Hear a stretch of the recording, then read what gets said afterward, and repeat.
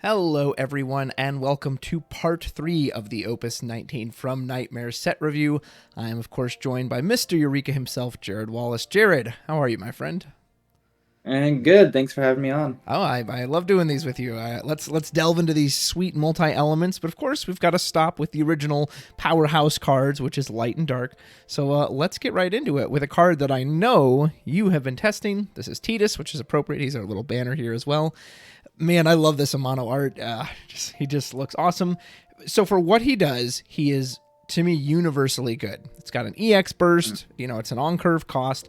It's probably some of the best removal you could hope for, other than outright remove from game entirely. We'll get to that in a second. And especially the fact that you can just, again, you yeet something away. And then his action ability, I don't know if I've seen anyone use it yet, but just the idea of it that, like, if I really needed to, I can bring this guy back for no cost. All that seems great. The only question I've had, and some other people have asked this too, is, well, he's a light card. Light and dark just hasn't felt as strong as it did in the past. Even on deck like Avalanche, Noctis is clearly a good fit there, but I've had rounds where I'm like, okay, if I just play this, crap, I drew the light card, like it actually screwed up my CP for that turn. And so because of that, Yeah. I know I personally have like gotten shyer and shyer about running them in decks. Is Titus, is he making the cut? Is he worth it? I know you've actually gotten to test him. Tell me about Titus. Yeah. So I've had pretty. I'd say I think Titus has been pretty successful in terms of like a generic lighter dark card that's just good and playable. We really haven't had one of those since like Kadaj. Yeah. Maybe was like the last one that I can really think of where he just like showed up in like a bunch of random decks. I think this one is kind of the modern version of that, where it's not like a card that is soloing your opponent like Kadaj is, yes, but it's just like generically good enough, very useful board control, has EX, it just ticks a lot of boxes for good card, and you can just splash it in a lot of decks, obviously. Yeah. So I don't think the question is like whether you see Titus in the metagame, because I would just expect a lot of decks to have this card. It's just how many I think is more the question. In terms of if this was just like a normal card that wasn't light or dark, we would probably play 2 to 3 of it. Yeah. So as a light card, I'd say we probably play 1 to 2 of it. And I don't know if the difference between 1 and 2 is really that huge, but like when there are decks like Fire Lightning 13 and stuff that are like, if you don't put something on the board on like turn 1 or like get rid of some stuff, then you're just like dead on like turn 2, 3. Maybe this card is a 2 of in terms of like metagame pressures. Now, if we see a meta that's dominated by, wind and water again, like we had before, well, maybe you only see 0 to 1 of it even, in a lot of these decks. But I think another big thing about this deck is, about this card in particular, is that it's a category 10 card. True. Which means Brother can search it, and Brother is a backup that is now searched by Buddy, who is out the set. So I think there's a lot of space to experiment with at least one of Titus in the wind style decks, whether it's like wind plus something else or just mono wind. So I would expect to see a lot of it there. The other place is there's really no downside to just putting a couple of these in your mono water deck. Yeah. It's not like your mono water deck needed more removal really, but a lot of the removal slots that did exist in water before, like Lightning and Glaciella, they kind of require some board setup or your opponent to be in a specific situation to really work. This card just generically works all the time, so I would not be surprised if we started seeing some of those like more specific, difficult to use removal slots being kind of upgraded into Titus, especially because there's very little downside to playing extra light cards and stuff like that in mono water. Because you can discard it to Gordon, or if you wanted to, whatever else. There's all sorts of ways that you can get rid of your light cards. The other big thing is that there's that deck. Well, it's never going to be able to resolve the action ability here. It can recur Titus with the new Aerith backup, which just means, it just kind of all flows together really well. Outside of those decks where you can't search Titus, and when you can't discard him, it's kind of up in the air whether you should play 1 or 2. I've been leaning towards 2. However, I would be lying if I said that it just never bricked sometimes. Sometimes you just don't need to play that effect, and if it's stuck in your hand, it kind of kind of sucks. So I think the more disciplined approach is just play one and just try to search it, try to draw it. But yeah, I would expect to see this basically everywhere that doesn't already have a light or dark card that it wants to play. Who knew there would be two good light Tituses, both with an EX burst and both? Yeah, that's Yeah. crazy. So his counterpart, which is Medine from Final Fantasy IX, nice summon. Doesn't get a whole lot of love, but good to see it here. So this is the ultimate, like, for its cost, just remove any forward from the game at instant speed for one is unequivocally pretty much the best removal you could possibly have in this game. Yep. So to control it, they put it with a downside that you must control a light forward to cast Medine. And it was really interesting to see the reaction to this card because I can't even count on one hand the amount of people who are like, time to bring out Opus 1 Light Terra. And I was like, really? You're going to run that card just to run this guy? Like, I just don't feel it because you have to. So now you're putting your deck with more and more light cards, unlike the Titus where like I could just put in one and that's fine. Yeah. You've got to have at least one light forward and then at least one of this. But I think Steve D said too, well, you probably want to put more Medine, right? Because it's so good that you want to keep using it, which now what is so 4 minimum, 1 light forward and 3 summons. But if that light forward isn't on the field, this card cannot do anything. You can't discard it for CP. You can't use it. Like it's just too much of a killer for me. I know there's stuff like Citra. Oh, Citra, immediately pull it, cast it right away. But I don't know. And I also think it's reflective of where we're at in the standard that it's not like removal is, oh my gosh, we just can't ever remove anything in this game. Forwards just always stick to the board. I think it's quite the opposite. I think it's hard to get stuff to stick on the board. So all those downsides, it's just too much for me. I'm not feeling it. But hey, if you're going to pull out Opus 1 Terra, good for you. Yeah, I had I really rode the roller coaster with this card. I was really excited to play it when it came out. I really love to do like these kind of like heavy recursion, make your opponent run out of gas strategies. The like Citra Doga back in like Opus 11 was it 10? I guess yeah. In like Opus 10 and stuff like that. That was like a strategy that I was really into. So I was really excited to play this because the reason those strategies tend not to work very well is just because the removal is way more expensive than the cost of the forwards at this point. Like, there's just no efficient removal for those. So I was really excited to play this card. And then, like, after I, like, tried it in, like, mono water and, like, I tried kind of, like, a dedicated build to it, it was, like, I could be playing, like, Citra and Medine or, like, Terra and Medine, or I could just, like, smush those slots together into Titus. So I think Titus coming out like kind of really ruined this card for me.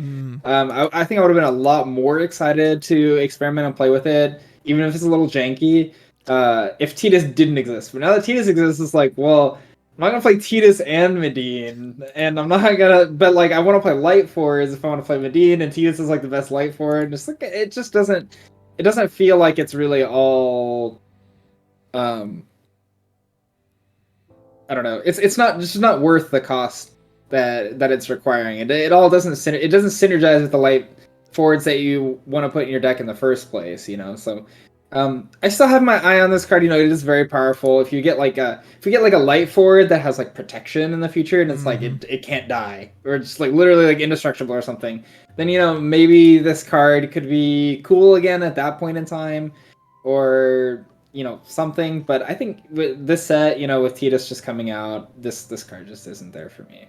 Well said, sir. So going back to the age-old adage that Dark always gets stronger cards than the Light counterpart, I like Arc way, way, way better. The appeal is, of course, to get a cost reduction off a Dark forward. Who do you use? Do you use Camelot and keep him Dark? Neo X Death seems kind of fun. But to be honest, just the fact that I could cast this for 9 if I had to makes me way more willing to play it. And I don't think that's a terrible effect. Like 9 is very expensive, but break any forward and they have to discard 2 cards at instant speed. Like I again, just the fact that I can use it if, got nothing better to do. All right, time for the Arc. Awesome. I hope this doesn't bring back Neo X Death. I really don't want to see this being cast for 3. That doesn't sound like much fun. But other than that, way higher on Arc. Now, am I ever going to use it?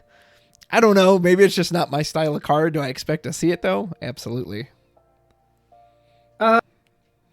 feel pretty similarly here about it. I like Arc a lot more than Medine. I do agree that casting it for 9 is there's really worse things that could happen than casting it for 9. So I'm not super upset about that.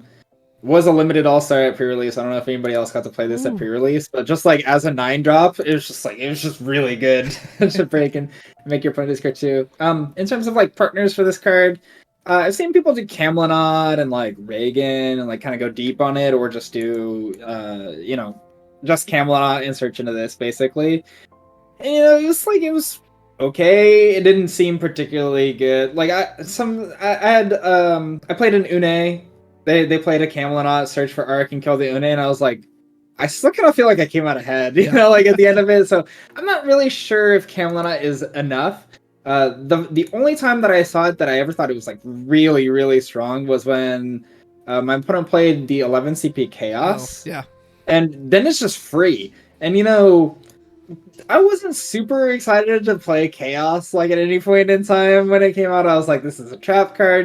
People talk about the Shantoto thing where you get to play it for free, and it's like, yeah, Fantasyland, you do whatever you want. I have my anti-soiree card, but if you can like guarantee that you draw the Chaos and the Arc together somehow, I don't know what that looks like. Maybe you end up searching for Arc and like play a lot of Chaos and have like discard and stuff like that. But if you draw these cards together, it's really, really strong to just always be able to pair steals. So if your opponent has 2 guys, you play the Chaos, you say, give me one, and then I'm going to kill the other, and you discard 2. Like it's a pretty good little combo there. So I don't know if it's good enough to really make us play like a bunch of Chaos and like this card in their deck, but that specific synergy is strong enough that I would not be surprised if some people were experimenting with it at least. All of you Strangers of Paradise Jack Garland lovers out there, do this so you can go Chaos and then hit him with the Arc.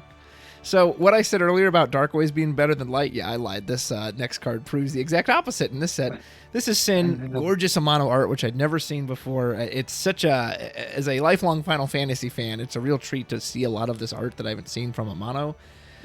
Oh, but this card continues to be a Sin.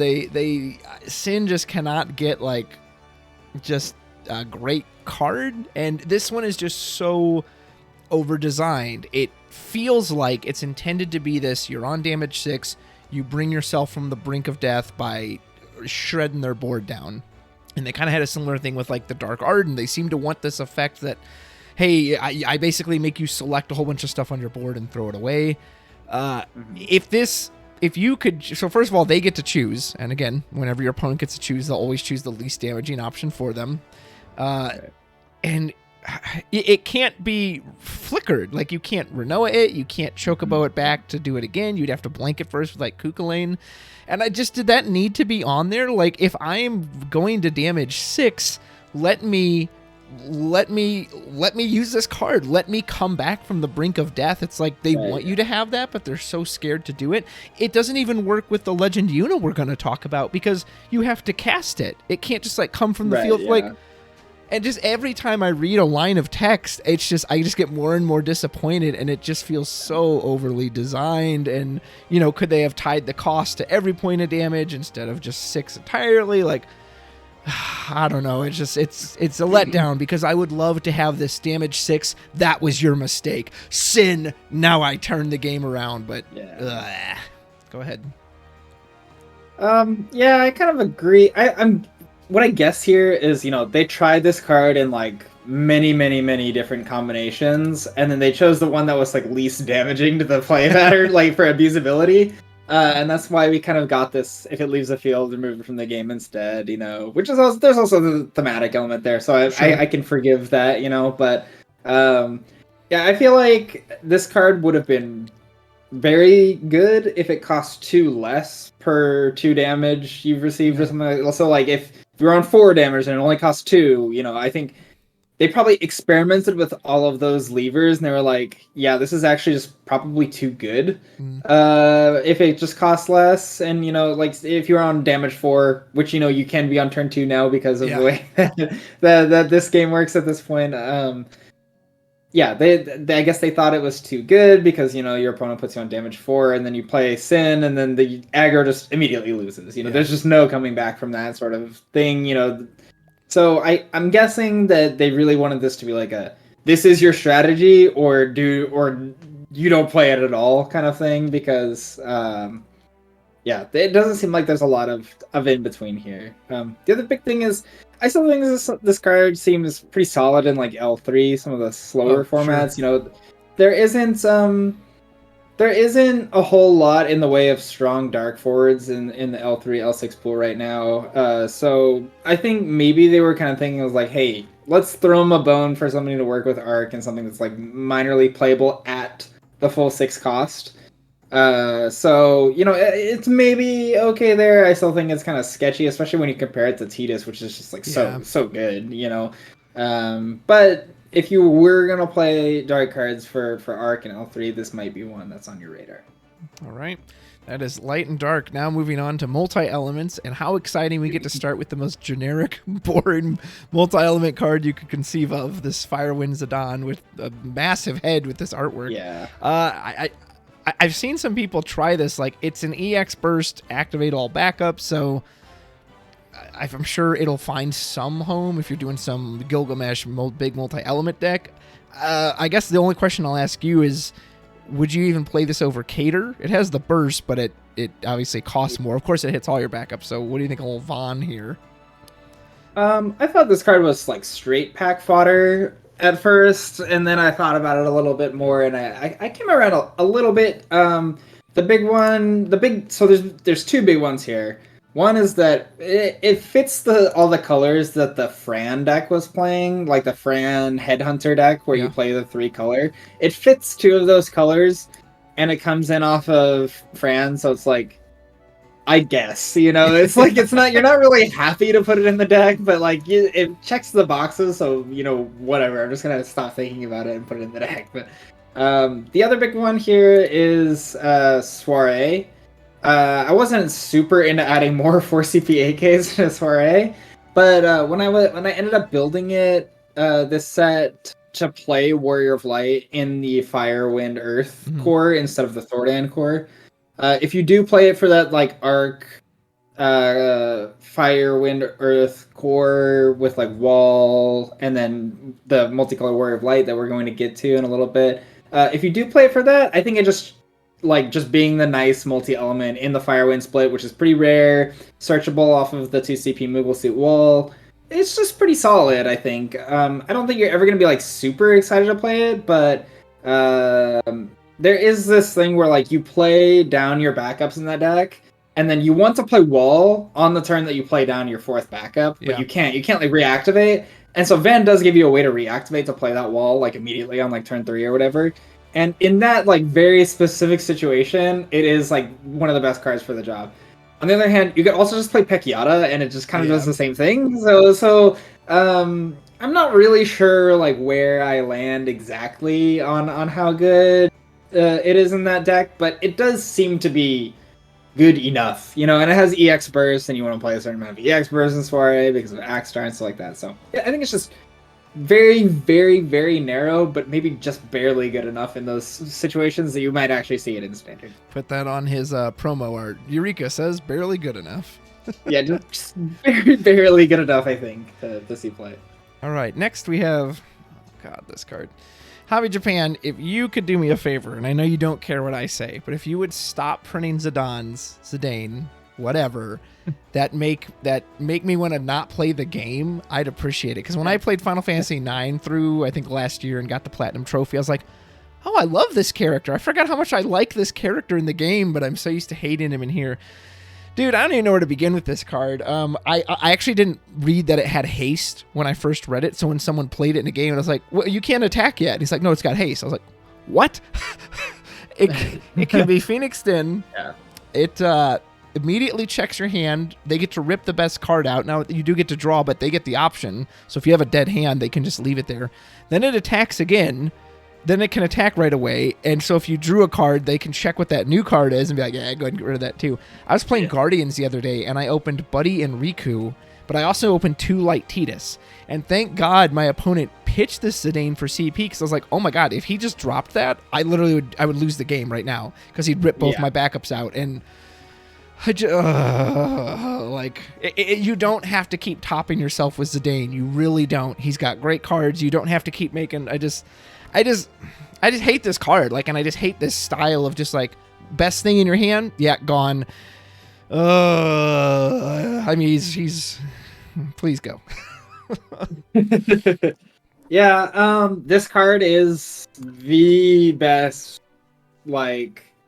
I guess I want to call it like technical pressure, where you don't actually gain any card advantage by playing this card or anything, but and the damage pressure is, well, it's not irrelevant by any means. It's not the reason you're putting this card in your deck, right? We could play all sorts of 2CP 7K hasters or whatever. The real reason you play this is for that technical advantage you get by seeing your opponent's hand and ripping out two things forever. They're not. It's not like in the break zone. They're gone. They're like totally gonzo.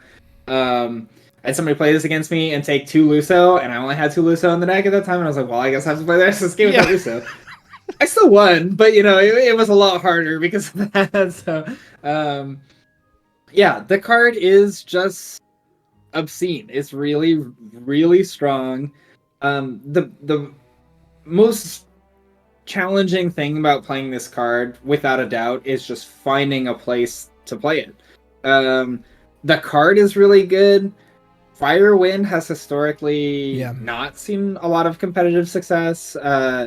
Even when it did, it was like, well, it was before Dryad came out. There was one tournament where it won a pretty minor event in Japan, and it was like, well, there was a lot of aggro, and so they just played cast with like some Zans and some Brynhilders and stuff. Like, it wasn't really like a fire wind deck. It was like a wind deck that just had like the bare minimum amount of fire cards to not die.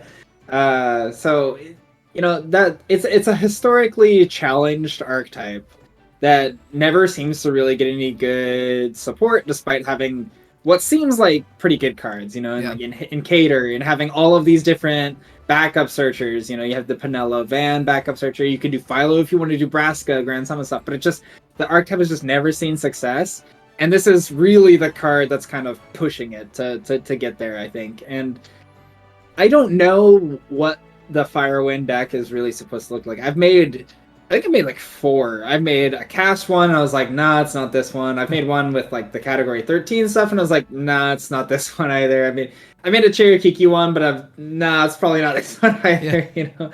We'll get to that one in a second, but I really don't know. I'm trying it with Yuffie right now. That's kind of the most success that I've had, is like you use the Dane to put on the technical pressure, and then use the Yuffie to get. You can use Yuffie to keep all the aggro off and kind of get some more damage pressure in there. It's nice to have all these haste cards, so it makes a nice little tempo deck, but like it doesn't feel super strong. I still don't know where we're supposed to play this card. And if the answer is, well, you're supposed to cheat it in, or you're supposed to play it in Soiree, then it's like, well, it's fine, but I'm not super excited to play like a 2CP with a restriction, kind of like how we did in Lock back in like Opus 12, So, it's a great card. I don't know where the home is. Wherever that home ends up being, I think the success of the card is going to be entirely on how viable that deck is. So, definitely a card that we'll see a lot of in the future. I'm totally sure. I don't know where it lands this set, but the card itself is just really, really powerful. I'm going to get this stinky thief out of my sight and look at someone much cuter. Churikiki. We had some people asking about, you didn't talk about the not the Lalafels, the Taru. Well, here we are now. I absolutely like this design just because it's something new. I always like when they do a new flavorful idea that, hey, any of your 11 forwards that have a dull symbol, you get to use it immediately. Well, that's cool. So technically, this doesn't have an entry effect, which means it gets to dodge Amaterasu, but you could just immediately dull it. Go search out Chuki Kabuki and Maki Chibuki and slap them right onto the field. Now, what does that get you? Well, it gets you some nice little art all lined up, and it gets you some pretty mediocre dull effects.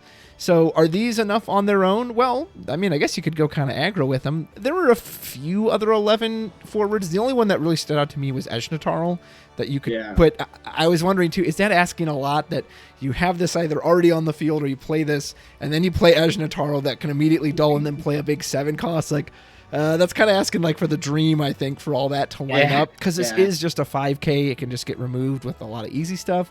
I do like it. Where do we put it? Do you go aggro? Is there some other control-y aspect you see with it? Jared, hit me with the Tarutarus.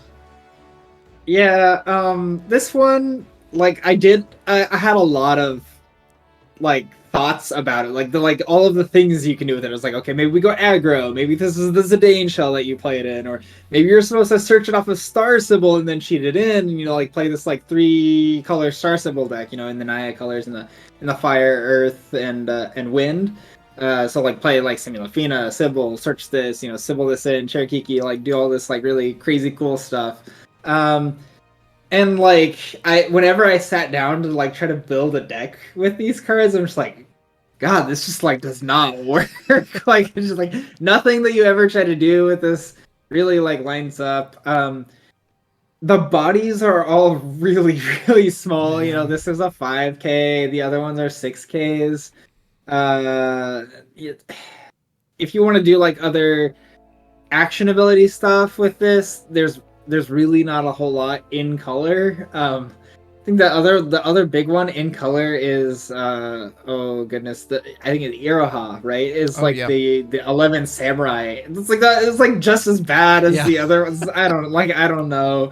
I'm really not seeing it with these ones from a standard perspective, which is really sad because the art is amazing. I really want to play all of these together.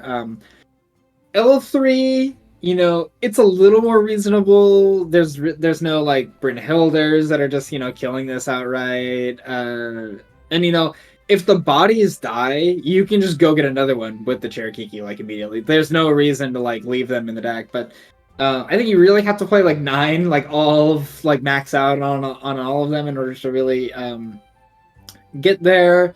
But if you're playing it in L3, you also just have to naturally draw the Cherokee because to know way to search for it. So it's all really an uphill battle.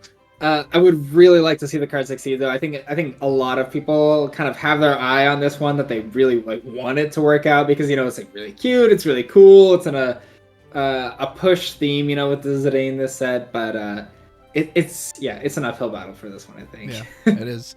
So next we have the Emperor. I probably because yellow is my favorite color, but my favorite multi-element combinations as far as, like, how they look visually is the Ice Earth and the Earth Water. Yeah. So it's cool. I don't know why they just, like, they pop on the card. So Emperor, I want to like this guy. Like, he's a big body. It's actually, I kind of overlooked the fact that his warp is just a generic cost. So you could, in theory, stick this card anywhere because you have to warp him in, which is my biggest issue with him, is that I can't believe he doesn't get any effect if you don't warp him in, especially since, at least in my opinion, his effects are pretty generic. Like, okay, remove their break zone or get a single forward back. Like, we have stuff in Earth that just gets back characters at this point, so I gotta wait 2 turns to get back 1 forward. Or if they have some key part of their break zone and you advertise in 2 turns, I'm coming for it. Like, they'll do something about it if they can. If he had if he had better effects, I think I would like it more. Or if I could just play him naturally, but the fact that I play him naturally and he does nothing is just hard pass for me. Yeah, this is one where, like, the difference between standard and L3 is huge, I think. Because in L3, you'll actually just live to see him warped in most of the time. Especially, even if you warp him on, like, turn 2 or 3. With the exception of when you're playing against Fire Lightning, which that goes for, like, everything. But in general, the game speed is slow enough that you'll be able to see this card warped in pretty realistically and actually get a nice return on it.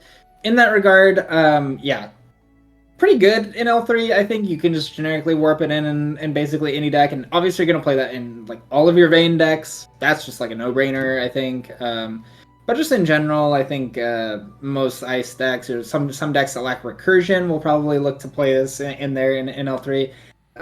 On the flip side, in Standard, I think it's borderline unplayable. I don't think that we're ever, like, even if you're playing a Vayne, I mean, I guess if you're really trying to, like, chill into the whole Vayne warp strategy, you can shoehorn him in there, but, like, he's really not that powerful even in that regard. You're getting a character back and drawing a card is, it's nice because you're gonna draw that card off Vayne.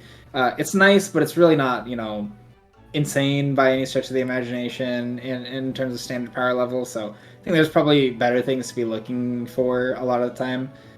If you do play him in standard, I would guess that it's like if you're playing really hard for the ice wind version of warp, then you can say, well, at least he discards for ice CP, so like I can still like use him to warp out Theodore turn later or something like that. And you might see a couple of them in the deck, but that's probably it. Well, and perhaps part of the reason he's so disappointing is because who we saw before this was our Ice Earth legend, Prish here. Gorgeous art, very much makes up for that crummy monk art she got last time, which was the screenshot. Yeah. And this card is one of the ones I have gotten to test, and it feels so good in Ice Earth. They made me want to warp a card. I think this is the first time I was like, no, I actually want to warp. Like, I would almost rather warp it than cast it naturally, even though you also can fully cast it naturally.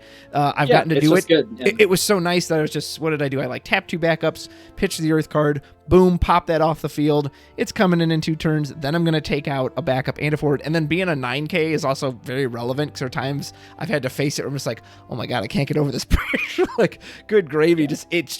It's everything you would want in a warp card. You're happy to cast it free, but you're also happy to warp it if you need to pop something off the field. Like, yeah, this card built me up so much. So maybe that's why when I saw Emperor 2, I was like, wow, well, that's terrible by comparison. Prish is great. Yeah, I'm fully on board for this one. This card is good in standard. This is a reason to play Ice Earth in standard, I think. Being able to basically treat your warp as a summon. So like you get to invest in the warp, get the forward in 2 turns, get the push in 2 turns, and the body is really decent. But also that when you warp it does something that Ice Earth can't do, which is direct damage. So I think that's really, really huge for that element combo in particular. I'm really happy with the way that this card has been playing out. It's Ice Earth. It actually feels kind of playable with Rydia and Prish this set because you finally have, your backup searcher and good removal in the element combo, which is something that it didn't have either of those before. It was like all the removals very conditional or very, pricey, like Cactar or something like that, or you have to go into a different element combo, like for Sephiroth, basically. So, I think this card is really, really sick. In L3, just crank it up to 11. This card has been nuts in L3. There's a whole lot of I have to go aggro in L3 because I didn't draw my backup searcher or whatever, and you see people do Nero Weiss turn 1. It's like, well, if I can, it's really hard to punish that unless you have a card like Prish, and it lets you capitalize on all those situations where your opponent is forced to go aggro.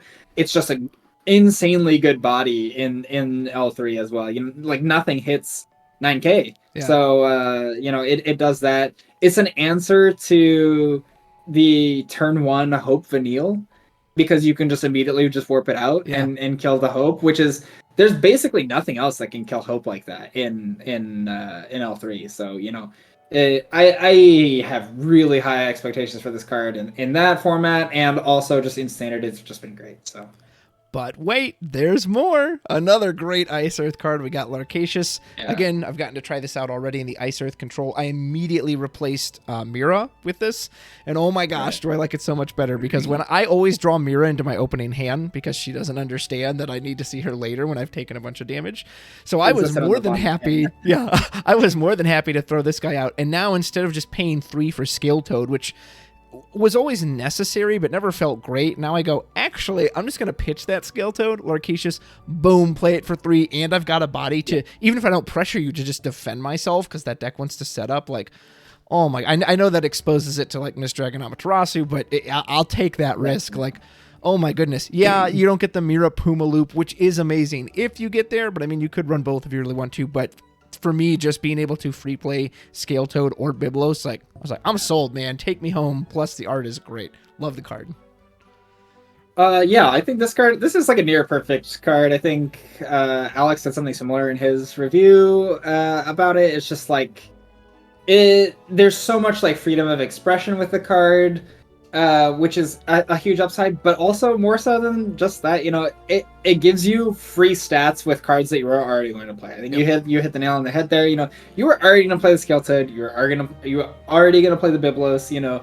It just lets you kind of tack on those free stats along with it, and I think that's huge.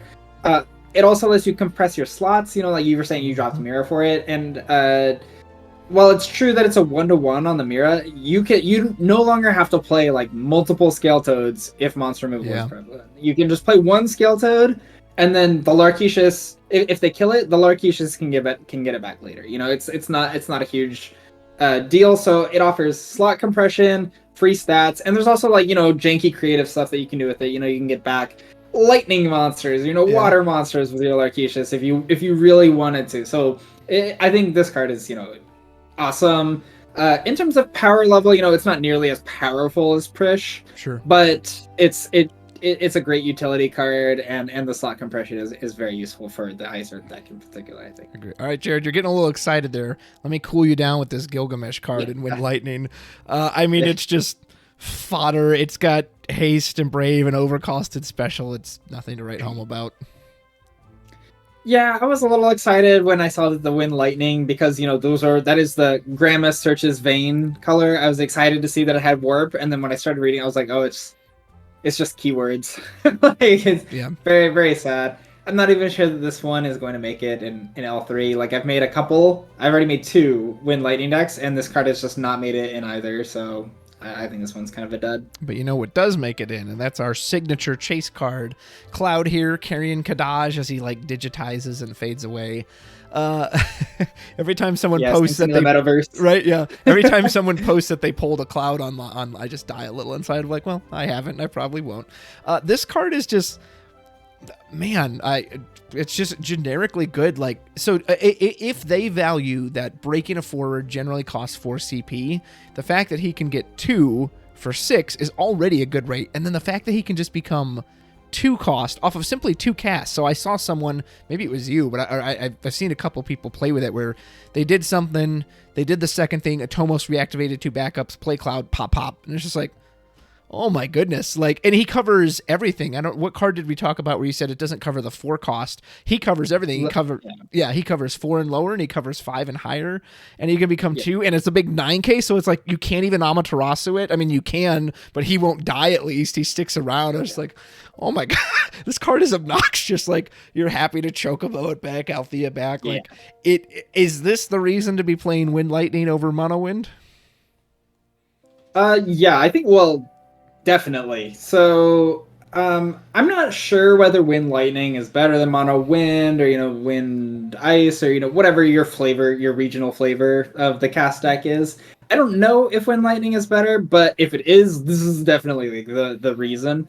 One thing that I'll say is I thought, they gave us a cast card for Wind Lightning is what I thought when I first saw the card. After playing with it a little bit, you don't really have to be a dedicated cast deck to play this card. This card is fine at 4 CP, but you just easily cast 3 times in basically any deck, Yeah. So I've seen a couple of 3-color brews with this card. I've played with it just a little teeny tiny bit in L3. Great in there too. You definitely don't have to be a dedicated cast deck in L3 to make this card good. It's just generically good at killing, anything and everything. So I played some 3-color brews in there that play it. I have a Wind Lightning deck in there that plays it. It's been quite good all around. This is definitely the card that Sid Highwind was made for. I've been playing that in L3 too. That's been a really solid approach to the format. Just fantastic card. I think anywhere you can play the Cloud, you probably will play the Cloud. The one thing is just that I don't think you put this card in your deck expecting to play it off of Tyro, for example, which is something that we would have done back in Opus 12, Opus 13, Opus 14 probably. But nowadays, the Tyro in this economy, so to speak, with Une, which we'll get to in a little bit, and just the way that Dolphrey's backups work and everything is maybe a little optimistic. But just in general, great card. You might even see it in, Soiree or something like that. So yeah, absolutely. Moving on to our final Wind Lightning. This is Verald. This card is very interesting. I love that it's called a guinea pig counter. it didn't take long for someone to point out, maybe I first heard it from Steve D and YYT, where he was like, there's no limit to the effect. You could immediately mill yourself to like 10 or 15 or 20, play the X Death, remove it, and now immediately they have this card that says, hey, you have Neo X Death, except in X Death format. And I had that happen to me once. I was like, ooh, well, that's kind of the opposite of what fun is. Beyond that, I just kind of like the effect. You mill these cards off, you get this counter, and now you can just dull the entire board. That's always a strong effect, and it goes up to a 9K, which is great. I feel like you really wouldn't want that in a cast deck, because more often than not, what I see the cast deck lose to is decking itself out, like it runs out of cards. So I don't think you want to speed your way to that. So I'm not 100% sure where it fits, but I like the card, and I hope to see it get used. Yeah, I had the same thought with the X. I was like, oh, this is just like I get to mill I can just remove 20 on turn 1 and win the game versus Fire Lightning 13. Just like play this in X Death and just immediately win the game. I think you're right. It probably doesn't belong in cast, despite being a 2CP with the right colors and FCC if that ever mattered for anything, but. It's just like, that deck has better things to do than, Brawl and X-Death. It kind of needs its own dedicated thing. Where I really think it shines is in L3, because in L3, while it's true that some games got a deck out, not games where you're X-Deathing them. That is not one of them, because if you're resolving X-Death on turn 1, 2, 3 in L3, your opponent is like having an aneurysm, holding their head in their hands. There's just no way to kill it in that format besides Cloud. So once it's a 10K, so I think that is where this strategy is truly going to shine. In that format, there's not as much, cast energies, there's no Alexander. While it's true that there is Luso and Cerberus and some other reactivation stuff, it's not nearly as prevalent. And so Wind Lightning kind of needs a little extra oomph, and I think that's kind of where it's going to find it. So I have high expectations for this one in L3, probably not in the other ones. Fair enough. Starting off with Wind and Water, the Gull Wings. We got all three in Wind Water, right? Not quite. I think we all saw the Yuna and then the Pain. We're like, well, Riku's going to be the third one, right? No, surprise, it was Hilda. I have tried this Pain a very tiny amount in my Guardians deck. I was like, well, it's in color. It's a 10 character for the Yuna. I'll try it. Why not? And to be honest, I never cast it just because I never wanted to. It was always like, well, no, I need to cast Waka instead. Well, I'd rather put Orin and Yuna out. Well, I'd rather put Tidus and Jekt out. So I ended up just discarding her most of the time, so I don't know how good she actually is. Small break zone hate and draw card doesn't sound bad, but at the end of the day, I was like, I think I'd rather put the Burst Pain in and then go search out the Riku or the Yuna if I need it. Yeah. What do you think?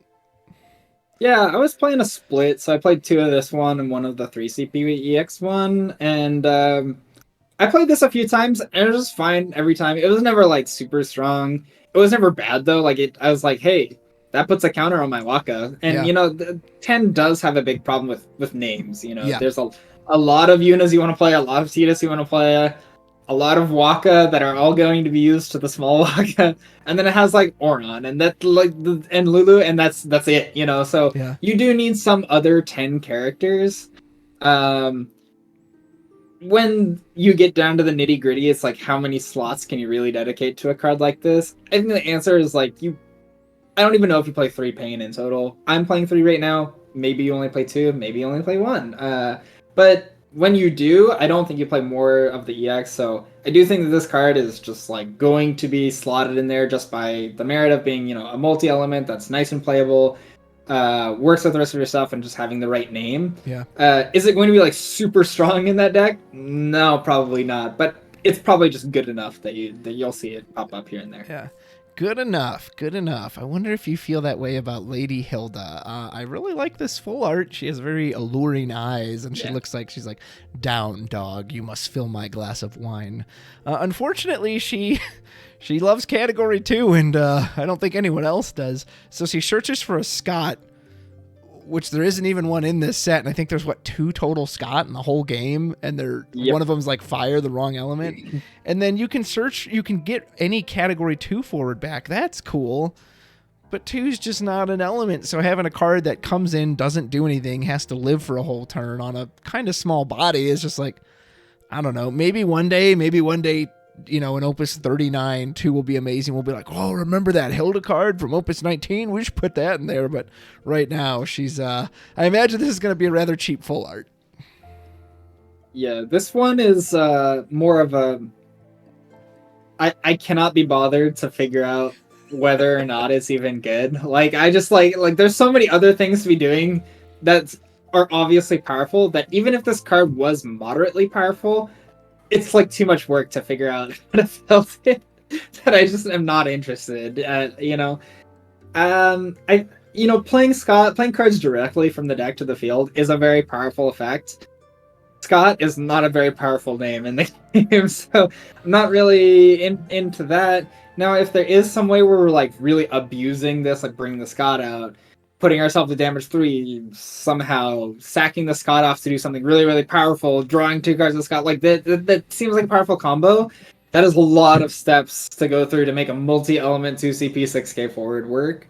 So I think that the odds are kind of against Hilda, and I am not going to be the one to figure out if it's even remotely playable. But yeah, it's just a difficult one, I think, to parse in the first place. Yeah. Now we have. Is this our first card of the week? I know it was one of the early ones. This is Lady Una. We got all the Gull Wings. Yeah. And terrible name clash for the Guardians deck, although I've run both in there. Like, the other Una's just so good and strong for that deck. This one is good. You have to play it to a dedicated 10 deck, and the removal effect, similar to Tidus, is just kind of generically good. Putting a card to the bottom or top is quite useful, especially I do like when you can put a card on top, because then if you hit it into damage, you can get rid of a troublesome forward, make sure it's not an EX burst. That's always really appreciated. I've yet to see her damage 5 go off. I almost think this thing is like over-designed. Like, you can't bring the Sin out. I mean, you can, right, but it won't do anything. I think I would have rather seen her damage 5 tied to the same thing, like based on the number of 10 characters, get a cost of that. If I can get 7 10 characters, let me go get Broska's Final Aeon. If I can get 9, let me go get the Dark Sin from the starter set, and again, save my ass because I'm nearly about to die. Like, I don't think that would have been too silly on an effect you can Amaterasu and all the other things anyway. Like, it's fine, but I have found myself in Guardian specifically struggling to want to use this one versus the other Una. What do you think? All right, I guess I'm gonna be on the other side of it here because I think this card is sick. Oh, like, it's please tell me. I've had great success with this. Obviously in Guardians, I think it's an obviously good card in Guardians. I think both of the Unas are really good, so there's kind of a tension there about how many Una do you play, how many slots between 3 to 6, and like how many of each do you play in that kind of combination. I've kind of leaned towards 3 of this one and 1 to 2 of the other one. Because while it's true that I really do want to be able to get back the walk-on Orin, I'm more or less happy getting that back with like Asura and stuff like that, and just kind of playing the Jekt block game to protect them, and then using Una as like a Typhon, basically.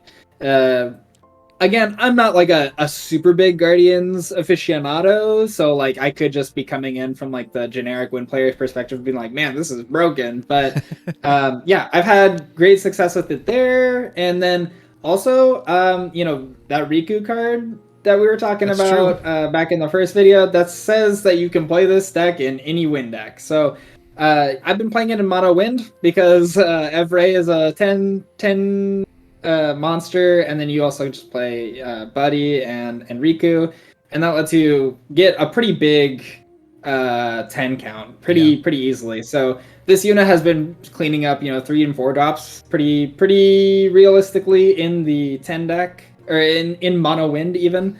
And so yeah, I've just been using it there. And then if your opponent ever pushes you to damage 5, you can use it in either to just bring out Lulu, and that's been really good. And obviously when this card dies, you can recur it with Lulu too, because Lulu does have that. Remember, Lulu has 2 modes on it in addition to the other. So yes, you can add back Una. So it's kind of like been like another Typhon. So I don't feel so bad playing 2 Typhon in mono wind, and then I can play like 2 of this, and then I can use Lulu to get back my pseudo Typhon in the name of Una. When I need it to. So I think this card has been great. I think it's going to show up in a lot of different decks because of the Riku synergy that it has, and yeah, I expect to see a lot of it. Great point about the Riku. I didn't even think about that. Yeah, you can just slap this anywhere because of that in card. mono in, yeah. Okay, I like it a lot better because of that. Now moving on to a card everyone was excited for, Sophie 2 Electric Boogaloo. This time it's personal. Sure. Maybe not quite Sophie, but it is our new Earth Water legend. This is Unai, a card that's got everyone all abuzz. And I have to admit, the very first time I read it, I was like, well, I mean, that's clearly good, but is it that good? And then I've seen it in play, and you know, bouncing a forward doesn't sound that great, but I think it's the backup is the part that really makes it, is that you're taking two things off their field. And, you know, there is kind of this like sacredness to the backups at FF where it's like, no, they come down and then they just stay there. So her saying, nope, you've got to replay that, especially if it messes with your colors, is huge. Yeah. And then, God help you if this thing lives a turn, I've made sure to try to kill it immediately if I can, because I can only imagine what trouble you can get into when you just start summon and a summon and another summon and another summon. I'm honestly amazed the cost reduction only goes down by 2 in this day and age. I was like, I'm sure it'd just be free if you remove all these summons, but I'm seeing people happy to do that. 2 summons I wasn't really going to use. Here she comes. Like, it just seems unequivocally great. It has great mono art. I didn't miss Sophie and I didn't miss Doga, but I do love the way these Earth Water cards look, so I'm happy to see that deck coming back. Yep. This is my pick for the most underrated card of the set, and probably maybe even the strongest. I think, you know, it's easy to say the backup searchers are good, but, you know, it's a lot harder to just, you know, go out there and say that, like, yeah, this is the best legend in the set and you should go buy it. But that's what this one is for me. Yeah, this card's nuts. I think part of the whole like first half of the set is going to be figuring out what the best deck playing this card is and what it looks like, because there's so many different things you could be doing with it. You know, Summoners is an obvious one, but maybe you could go back to even like the old style of Doga. I think it's really that good. So, yeah. I expect to see a lot of this. It's very straightforwardly good. I expect to win a lot, so that's about it. Get that win, baby. So next is a card that I'm very familiar with because I was so lucky to have this as my spoiler. And I cannot tell you, I would see in the global Discord and in my Discord people saying, well, we haven't seen any Earth Water cards yet. They haven't spoiled any of those. And like, my friend, I love Rydia, but there's no summon support. They're not going to, and I'm just sitting there like, I can't wait for y'all to see this. I was blown away by this card the first time I saw it because, again, like the Prish, the warp is just icing on the cake. I've got nothing better to do this turn? Yeah, I'll warp her in. Now I'm going to get 2 summons when she enters. You're more than happy to play it. I didn't know we were going to get the summoner support this set that we got. So her being Job Summoner in a name that's not really contested. You know, there aren't really other Garnets people use. It's just... I was so happy to make the video for this, and it really made me happy to not only see the reaction. I've already seen this card everywhere in the summoners, in the Unai support, and just everything. Like it's everything you could want. Helps with an infinite loop. Like, my girl, I love you, but I'm totally biased. So Jared, what's Garnet really like? Yeah, no, I've nothing but good experiences with this too. Obviously, it works really, really well with, you know, the same kind of stuff that the Unai is working with, and that's when you know you got a good deck going. Is when you got like 2 new multi-element cards that both synergize together and work together really well. Obviously, really good with the Eiko too. It's not so great as a Rydia target because then you have to add an off-color summon. That's probably my biggest gripe about the card. But other than that, you know, it's all sunshine with Garnet, I think. Totally fine to cast normally, totally fine to warp. I haven't really had a big letdown either way in that regard. Also lets you cast both of the... So it really increases my stock in the free summons in her elements, you know, Leviathan and Fenrir, because just immediately it just turns her into an ETB, just cast either of those from your break zone for free. So great card. Fantastic. And then we have to go, maybe not down, but definitely in a different path for Maya, whereas Garnet and Unai had kind of more generic utility. Maya says, hey, I love Mobius. Everyone, I love the Mobius game. Play the game. Fantastic card for Mobius title because it has a ton of cool summons. I like the design, but I've already seen some people like, oh, I'm going to build around them. Like, I don't know how many Mobius-like cards you can really filter in to get. Because ideally, I think you want to hit 2. I don't think you... Would you be satisfied if you just hit 1 off of this? No. Okay, yeah. So, go ahead and talk about Maya. For me... I would only be satisfied if I hit 2, because otherwise, like, there's just better things to be doing in the same colors. You know, in the same set, we're literally standing next to Garnet and Une. Yeah. It's like I'm not gonna play, you know, this card instead of Une when I'm only getting 1. I don't think the Brave or the Power matters nearly as much in Standard as it does in the format, say like L3. I think L3 is where this card has like a much better chance to shine in that regard. You know, however, there's just a much smaller Mobius pool too there, so like I'm just not really sold on it. I had my doubts about whether you could even build a deck that really hits 2 reliably. Turns out you can. You know, you can get 2 pretty reliably. It's just that, like, is a deck that's playing that many Mobius cards actually good? And the answer is, I just don't think it is, you know? So, it would have been really good to see this, like, I think when, you know, Sophie was at 3, and it was just very straightforward and easy to build, like, an Earth-Water deck that just played Sophie over and over and over again and saw success with it. Now I think the game is a little bit more complicated, and I don't think you're going to be able to repeat that success. And this card has kind of come out at a point in the game when it's like, well, like a 5 CP 9K is literally just food for any removal. So you don't really want to see it you don't really feel rewarded for playing those to the board at this point in time either. So maybe someday there's like a meta shift, and, you know, just playing Sophie over and over and over again becomes good enough that this card is, you know, helping you find Sophie, helping you find the Earth Water build a board style cards, and it could be good in that. But I think for now we're just not at the point where this card is what you want to do in Standard. Sorry, Maya. Maybe next time. Zach, Midnight Snack. Man, Zach is like always held back. He's the opposite of Zidane. Yeah.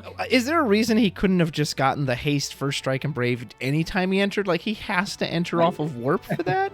So you want me to pay 5 for just a 7k burn? Really? Like, even with there's not many cards that I'm like, oh, well, at least it's got a burst. Like, that helps save it, right? I'm like, I don't think the burst even does anything for this guy. Like, he's just so overcosted. Yeah, this one really strikes me as a design for L3 card, design for limited card. In limited, fantastic. In L3, yeah, probably serviceable. I would imagine that if you are playing Fire Lightning, especially like the 13 deck or whatever, you know, this card is going to make it in there just on the merit of having EX and being the right colors.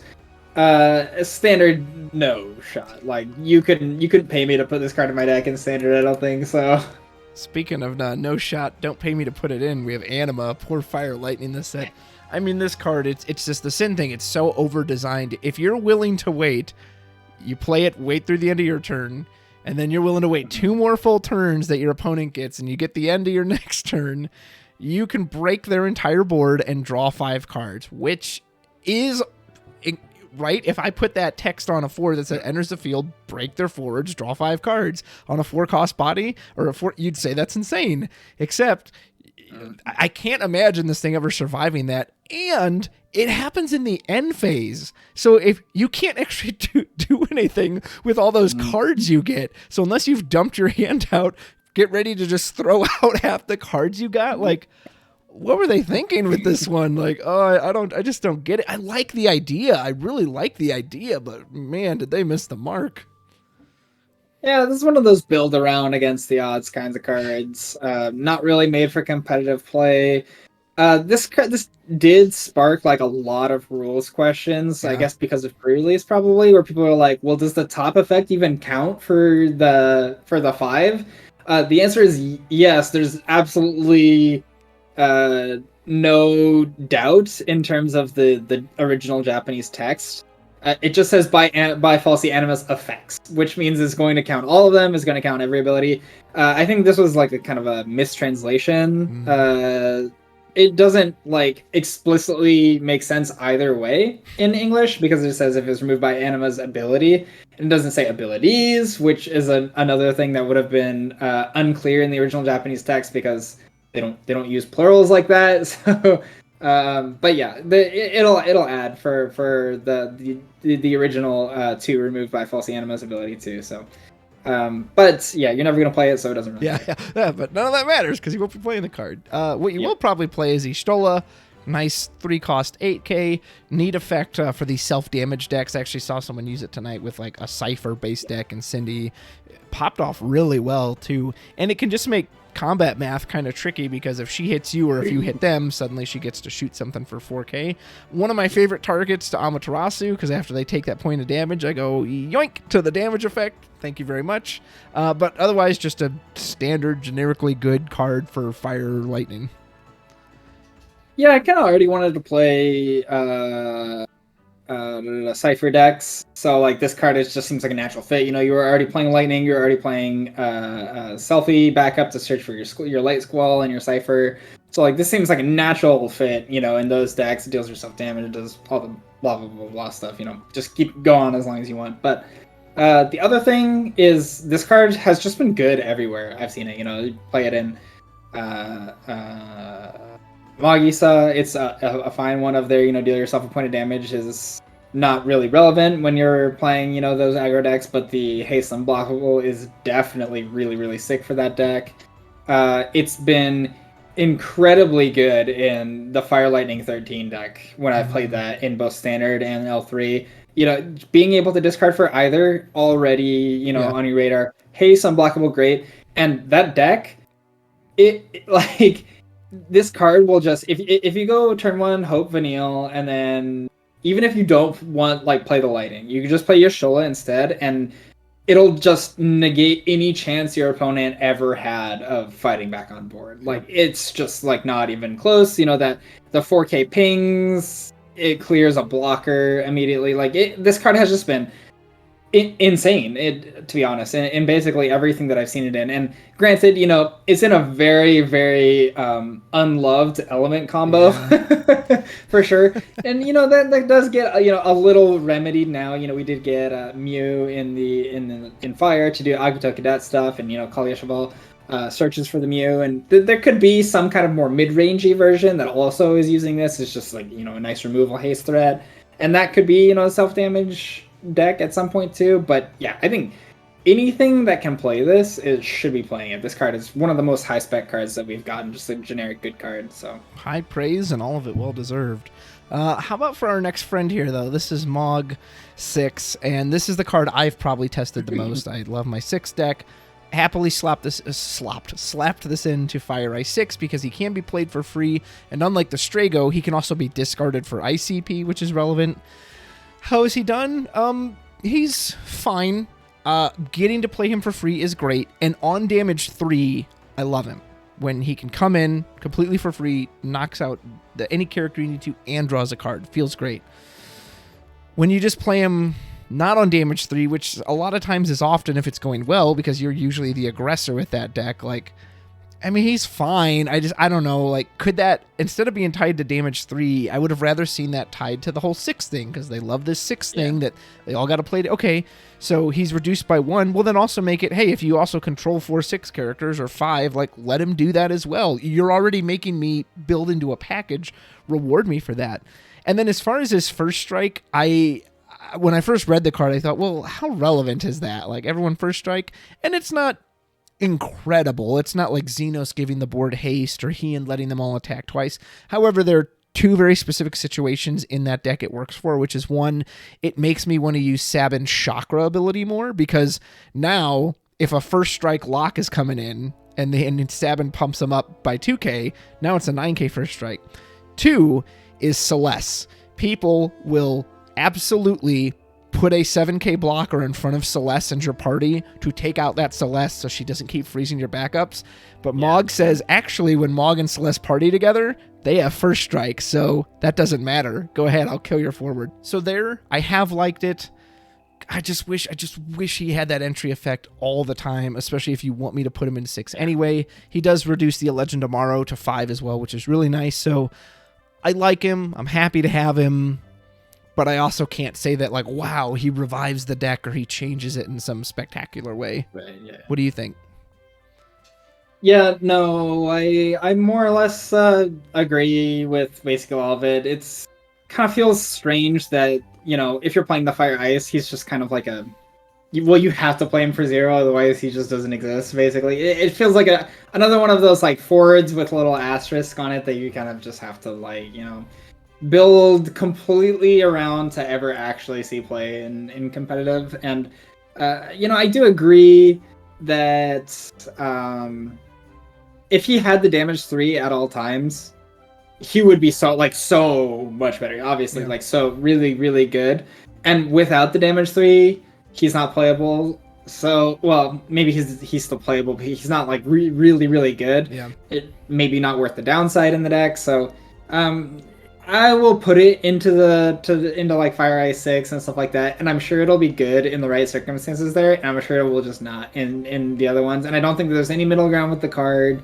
And I really personally, just don't like playing with those kinds of cards in the game. It just goes back to the whole like, well, I can play it in the first 3 turns, but it's just going to be average at that point. So, it's just kind of, I'm not totally sold on the card in general, but it does have a lot of good text. Maybe the meta warps into this place where, like damage racing actually happens. I'm not just like never taking damage or taking all of the damage all at once. And there is kind of like an in between. And in that situation, I could easily see this being one of the better options for that deck. Yeah. Next, we have Shadow Lord. I kind of appreciate just the simplicity of this card. I almost wish this had come out in Opus. Was it 14? 13, I think, is when the first duel. Yeah. He's a soft 2 CP because he gets you one back and he takes one out of their hand, and he's a big body. So, like, maybe he's a little too plain and boring for this day and age. I don't know if Ice Water is going to be a thing. That'll kind of depend on our next card, probably. But I don't know. I kind of just like the simplicity of him. Yeah, this one was, it generated, basically everybody, first reaction is pack fodder, and then the second reaction is, well, this lets you play the old multi-element Ice Water Cloud of Darkness for free immediately, because you get to draw 1, and your opponent discards 1, that triggers both of them, so, cool synergy. Do I expect to see that in Standard? Probably not, and obviously it doesn't work in L3 or L6 because those sets are already rotated out, so, I don't know, like, how excited I am about it, but it is cool that they finally got this, and this card is a beast in Limited for what it's worth. If you can actually pay the cost and get it out, 2 CP 9K with that combination is really, really sick. So, yeah. And then moving on to our legend that got much discussion. So before anything else, I want Jared to clarify how her summon effect works, because some people had questions based on the wording. So please explain how the summon effect works. Okay, so it is very confusing in both English and Japanese, so I do not blame anyone for not understanding this. But the way it's worded here is, during this turn, if your next summon of cost 4 or less cast from your hand is put into the break zone. So there's like 3 very specific lines here, and that was your next summon. So that next summon that is cast from the hand, is put into the break zone. All 3 of those are conditions, and all 3 must be met. So your next summon has to be from the hand, and it has to be put into the break zone, and you remove it instead. So if it gets removed by that replacement ability, then you can cast it again without paying a cost. And that is the only way that it happens. So, like, say you do Krill, and it's not being cast from the hand, then the realm just fades into existence. That ability never gets replaced, and then it doesn't work. If it doesn't get removed from the game, then the realm doesn't work. So, for example, if you did like realm and then you stacked it in such a way that you got another realm trigger, you can never triple cast. You can never resolve it twice, because one of the realms will remove it and the other one can't remove it because it's already removed from the game, and so you won't get the free cast again. So there's no way to triple cast. It is possible to, with the backup Une and like with other, Renoa shenanigans and stuff like that, to potentially double cast twice. So you could like double cast and then stack it in such a way that the realm comes back in, and then you could cast something else on top of it and do that. But you can never ever get a triple cast. But yeah, and most of the time you're just going to play it and get a double. And then when the remove summon is cast, it then goes back into the break zone for future recursion and such, correct? Yes. Okay. Thank you for explaining all that, because I just wanted to hear it all officially. So all that out of the way, how does she play? Well, I got to test her once. And I have to admit, maybe I just kind of misread her, or maybe all the talk of free summons made me think that she cast the summon itself when she entered, which she doesn't. She just says, hey, the next thing you cast. And it was on a match where, unfortunately, my opponent was like kind of hitting my hand, and I was like, oh, I actually can't really afford to cast the summon on top of it. I don't know how much that would come up in your normal match. Obviously, doing something like Sildra twice in a row sounds amazing. The one thing I did get to do with her is the new Leviathan. I just put her down, cast Leviathan, bounce for free, do it again, bounce for free. Felt really good. I haven't gotten to do the monster effect yet, but that just has to be good, right? Stealing their Atomos, stealing their Typhon. If you can do it, yeah. If you can do it, yeah. Will that be situational? Maybe. So there was a lot of hype around this card. I think the potential is through the roof, but I have to admit, at least seeing her, I'm a little cooled on her. I'm like, maybe she wasn't quite as strong as I thought she would be, but I don't know. Maybe we just haven't seen her full potential yet. So I'm optimistic for Realm, but I also wouldn't be surprised if at the end it was like, I don't know, she just didn't come together. How do you feel?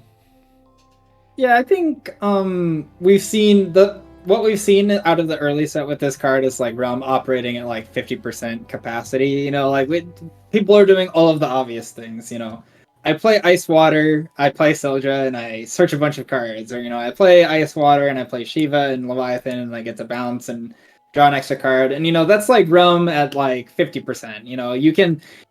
Obviously, Sildra is like the best case scenario in terms of advantage, but I think the thing that we haven't figured out with this card is like, well, what 4 cards are you adding off of Sildra that makes it really, really powerful in this specific situation, right? We kind of haven't figured out exactly what we're doing with the card in that regard, and I think that's kind of why people have kind of at the beginning seen Realm kind of be like, well, like it read really good, and then when I actually played it, it just felt okay.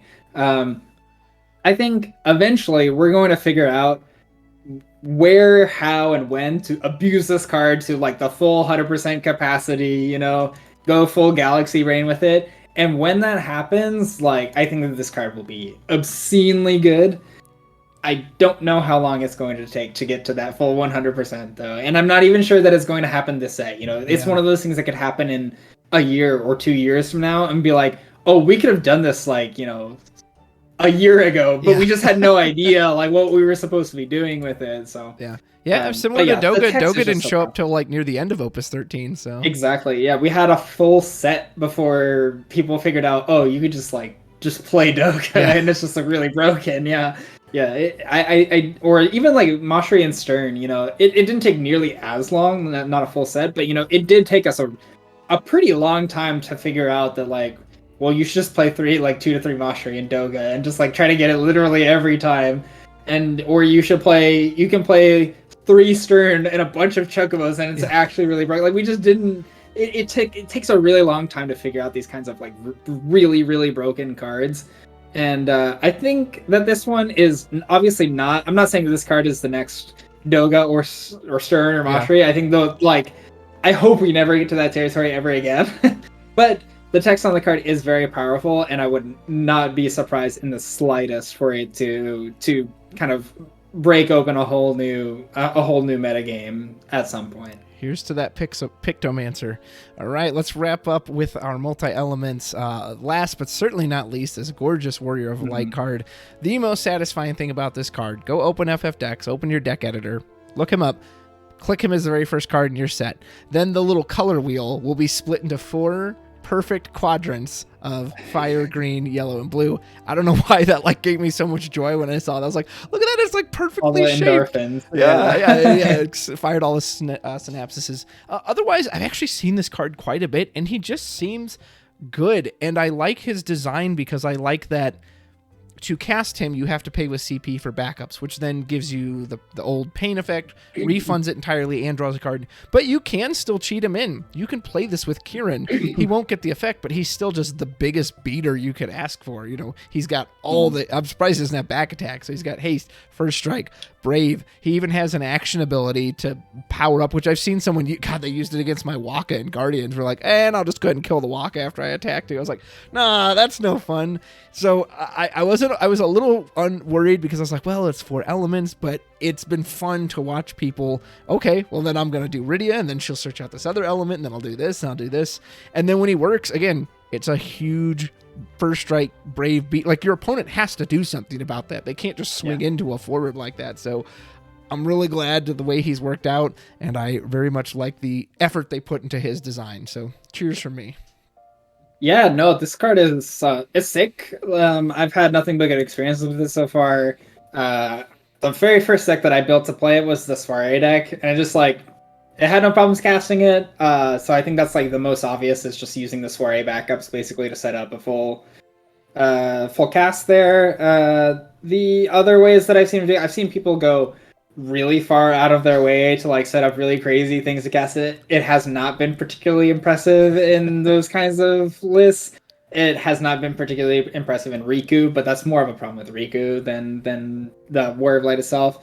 I've had it cast against me in Warrior of Light decks, and that felt significantly worse than the other. Like, Refia was just kind of good enough for that I didn't really feel like Warrior of Light was like the reason to kind of go into the fourth color there. Again, this is really where that like backup Ingus is missed. You know, we really wish we had that Ingus right now because there's just not a whole lot going on there. You know, however, it's still good wherever you can put it on the board, basically. There's other ways to do it. You can use like Moogles to kind of do some off-color stuff. It's just been good basically everywhere. I've yet to steal this with the 2 CP Zidane, but when I do, I'm sure all of my endorphins will start, all of the synapses will start firing because then I can play like the best cast card that is impossible to cast in mono win normally. But great card. Really rewarding, very good in L3, very good in standard, I think, just in general. What more can you ask for from a 4-color card? You know, it's just great. Yeah, great first attempt. Well, that's it for the multi-elements, but before we got out of here, we're going to just talk about the 13 starter cards, just as a whole, not individually. I haven't really seen much of the ice ones. It seemed like everyone just locked in on the fire lightning around here. And then just used it to play my least favorite type of FF, which is just, hey, you die in 3 turns. Did you want to like come and set up backups? No, I'd rather just kill you. What's really crazy too is that there's 2 searchers for the Light Lightning, which is of course the star of the deck, the Hope, and the Vanille. Tonight, even in RVA, I think it was either Vanille or it was somebody that I was like, oh, it was the Light Lightning, and I like sent it to the bottom of the deck with Amaro, and then they're like, well, here's the next searcher for it, so I'll just get it back. I was like, oh my God, stop it. I honestly, I just hate this deck so much because it's just a coin flip to me. You know, it becomes do you have an immediate answer? Can you Shantoto me or Titan me or whatever the answer is? Can you board wipe me right now? Okay, well, you're dead on turn 3. So, you know, thanks for coming. Yeah. Go see yourself out the door.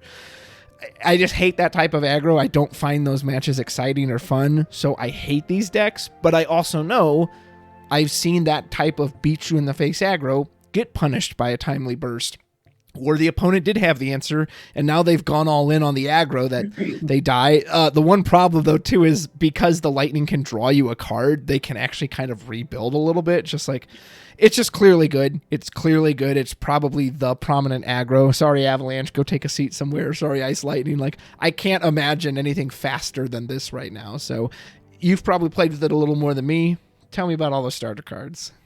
Yeah, I've played a lot of this deck in both L3 and in Standard, and this is the premier aggro strategy right now. I am very happy as a Category 13 gamer myself. You know, I really do enjoy this deck quite a bit. I'm not really well known for aggro, but like this is like the one exception I think is when you get these like Category 13 cards in here is when I really like to play aggro. So I play it in Title all the time too. It's just so much fun. Yeah, they are very competitive. I think the uptake was a little slow on these cards. You know, we were kind of in a slump. There was no events to play with it or, you know, whatever. So a lot of people are just now getting around to playing with these cards. If you're an aggro gamer, I highly recommend just going and picking up the Fire Lightning 13 deck. Very simple game plan. Very simple. You play Vanille or you play Hope, and then you search the other one, and then you search for Lightning, and then next turn you just play the Lightning and you punch them in the face. And if you do that, it's a pretty consistent turn 3 kill. Basically, I think well over 90% of hands that you can open with that deck result in turn 3 kill on the play.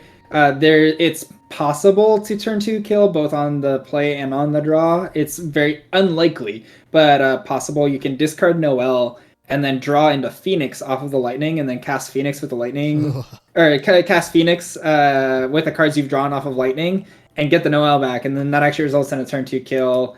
Potentially on the draw most of the time. I don't think it happens in the play quite nearly as consistently without actually playing the lightning or the Noel turn 1, which is generally not advised.